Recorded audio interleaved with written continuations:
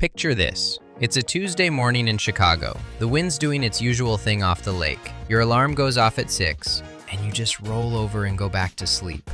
Not because you're calling in sick, because you don't have to work anymore. And here's the kicker. You pulled this off in 10 years, not 40. No lottery ticket, no rich uncle, no crypto miracle. Just a quiet little system that turned your paycheck into a money printing machine while you slept. Sound too good to be true? Stick with me, because by the end of this video, you're going to have the exact 10-year blueprint and a simple clock that tells you when your money finally stops needing your help. I'm going to show you the exact tipping point where compounding stops feeling like watching paint dry and starts feeling like a freight train you can't stop. But first, we've got to talk about why so many people around us are still grinding away at 65 when they could have been done at 45. Here's the uncomfortable truth. Most people aren't stuck working forever because financial independence is some unicorn that only exists on Instagram. They're stuck because the first few years of building wealth feel like pushing a stalled car uphill in the rain. In November, in Toronto. Every dollar comes from your effort, your hustle, your skipped takeout, your no thanks, I packed leftovers again. And the results? Almost invisible. That gap between effort and reward is what convinces people the system is broken. It's not broken, it's just warming up. And honestly, if you grew up watching every so-called early retiree turn out to be a tech founder or some kid with a trust fund, of course you'd assume the door is closed for you. So you start saving, the balance limps along like downtown traffic at rush hour, and your brain whispers, "See, told you." Let me put real numbers on this. Say you're saving $400 a month, which, by the way, is more than most folks around here. Stats Canada has been telling us for years that the average household saves under 5% of disposable income, and US isn't much different. So $400 a month already puts you ahead of the pack. After 10 years, that's $48,000 sitting there before any growth kicks in. Respectable. But when you're staring down a retirement that might be 30 years away, it feels like bringing a water gun to a forest fire. And that's the exact moment most people quit, which is, of course, the worst possible moment to quit. Let me introduce you to Joe. Joe's 28, lives somewhere off Bloor Street, makes a decent salary at one of the big banks, and one day decides, that's it, I'm out by 40. He locks in $500 a month into his TFSA, mostly in a boring, low-cost index fund that just tracks the whole US market. For 3 years, Joe is basically a monk. No new car, no Punta Cana trip in February like everyone else on his floor, packs his lunch every single day. After 36 months of saying no to brunch, with a steady 8% average return, Joe finally checks his balance. About $20,400. 20 grand, after 3 years of discipline. Meanwhile, his coworker Dave just financed a boat he's going to use maybe 4 weekends a summer. Joe almost pulls the plug right here, and this is where 90% of people tap out for good. But here's what Joe didn't realize. That $20,000 wasn't the prize. It was the fuse. The base that finally lets compounding do its actual job. His dollars were strong enough now to start hiring their own dollars. And that handoff, the moment your money stops depending entirely on you and starts pulling its own weight, that's where everything changes. So how do you know when that handoff is coming? Funny you should ask. Here's a trick they really should teach in high school, but somehow never do. It's called the Rule of 72. It tells you, in about 3 seconds of mental math, how long it takes your money to double. You take 72, you divide by your average annual return. That's your doubling time. So at 8%, your money doubles every 9 years. At 10%, it's a little over 7. At a more conservative 6%, you're looking at 12. Let's run it on Joe. Say by 35, Joe has grown his portfolio up to $100,000. Earning that 8% average, here's how his clock ticks. At 35, he's at 100 grand. By 44, he's at 200. By 53, he's at 400. By 62, 800,000.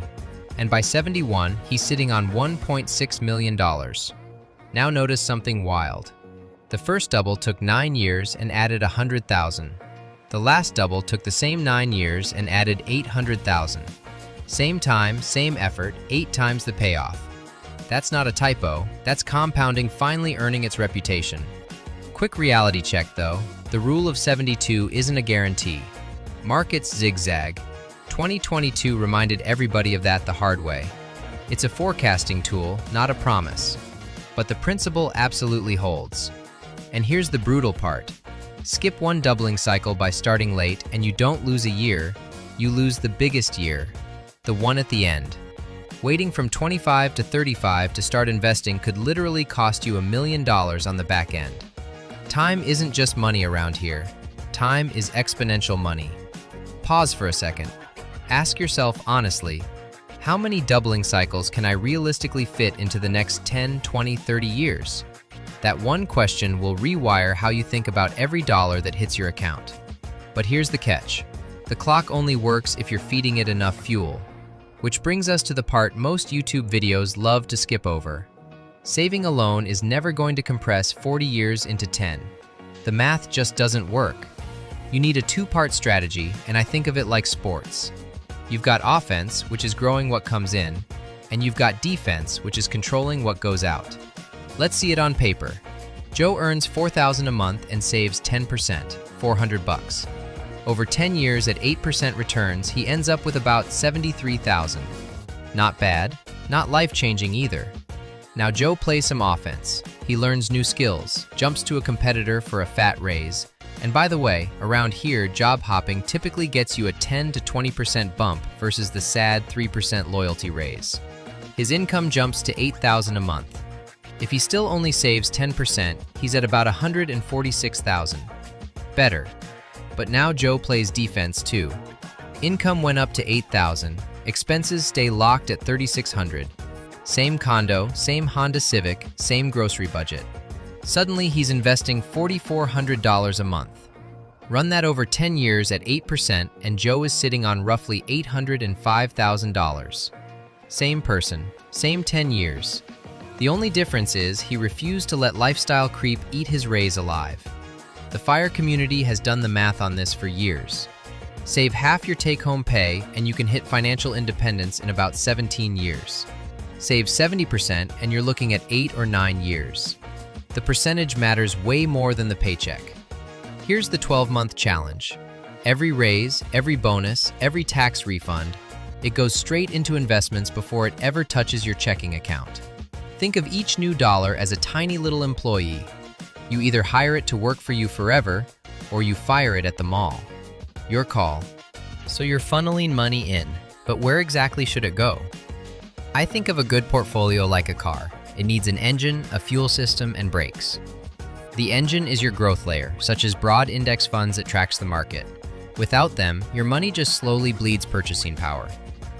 The fuel system is your income layer, dividend stocks, REITs, rental properties. Canadian banks like RBC and TD have paid dividends for over 150 years straight. That income either pays your bills or gets reinvested. And the beautiful thing is, you're never forced to sell low. The brakes are your stability layer.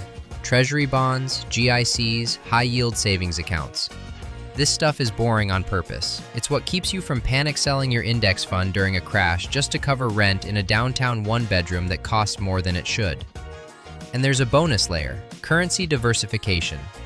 A modest slice in international funds protects you from your home country having a rough decade. Now here's the plot twist nobody wants to hear. The system itself isn't complicated. The whole framework fits on an index card. The hard part is not interrupting it. Not selling when CNBC is screaming. Not borrowing from your investments for a kitchen reno. Not letting your brother-in-law convince you to dump it all into his buddy's startup. The math works. The only real question is whether you'll let it. So here's where you are right now. You start today, even if it's small, because every cycle you skip is the biggest one you lose. Every dollar you invest is a silent little employee who never sleeps, never asks for a raise, and never calls in sick on a Monday morning when there's 2 feet of snow outside. Hire as many of them as you can, as fast as you can. Do this one thing tonight. Figure out your real monthly investable amount and commit to a 12-month experiment where every raise gets automatically invested. If this helped you see the path a little clearer, smash that like button and subscribe. Joe started at 28, somewhere off in Chicago. Where are you starting? I'll see you in the next one.